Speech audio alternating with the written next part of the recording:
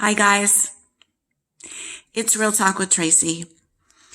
What do I want to talk to you about today? I want to talk to you about OCD, obsessive compulsive disorder, and I want to tell you my story.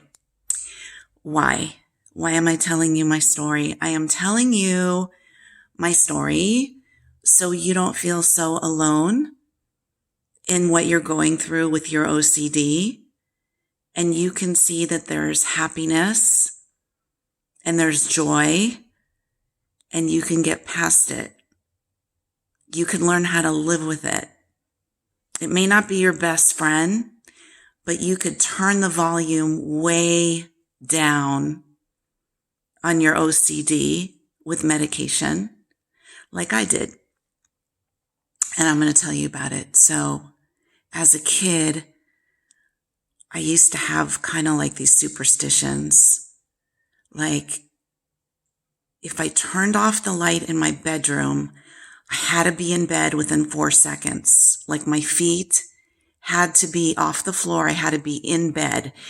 And if that did not happen within 4 seconds, something really bad was going to happen. Then I had like a magic genie lamp, and I would touch it, and I had only so many seconds to get to bed before something bad would happen.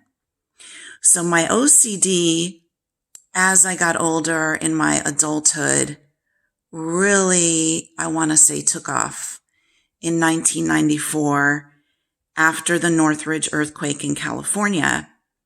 I was really shook to the core. We had a lot of damage. We were living in a townhouse, and I had really bad OCD. And when I say I had bad OCD, my OCD was so bad that I felt like a hamster on a wheel, constantly marinating over the same ideas for hours and hours and hours and hours, and trying to make decisions. What if I do this? But that could go wrong. Okay, but then I'll do this. Oh no, but that could go wrong. Okay, then I go back to this. But what if that goes wrong? What if that's the wrong decision? And then I'd go back and forth and back and forth. And I really feel from the stress of the earthquake that my OCD was in overdrive. And I felt like I was barely hanging on. I was barely hanging on to a cliff.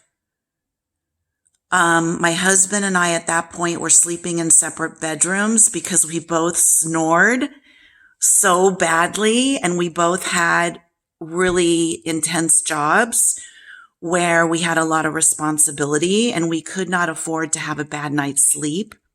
And in my bedroom, he had this thing, the Tower of Power or something. It was some kind of a weightlifting equipment where you would throw your hands up there and then pull your body up. Now, I couldn't do it, but it was in my bedroom because I had the bigger bedroom with the king size bed. That was nice. He gave me the bigger bedroom. Okay. So this is going back to 1994. And I remember laying in bed, and I remember not being able to sleep. And I remember thinking about, how can I hang myself on this? Like, I would envision how I would do it to kill myself. And I started thinking to myself, wow, Jesus, I really have a problem. And then I had a Portuguese water dog, and his name was Rico. He was beautiful. Unfortunately, he died from Addison's disease, but at the time I'd be walking him around the neighborhood. And I remember walking one day, and I was talking out loud to myself, like homeless people do.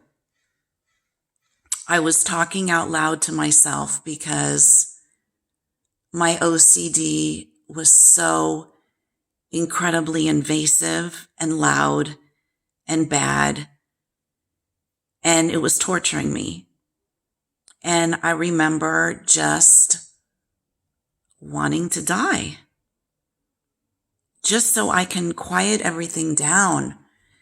and have some kind of peace.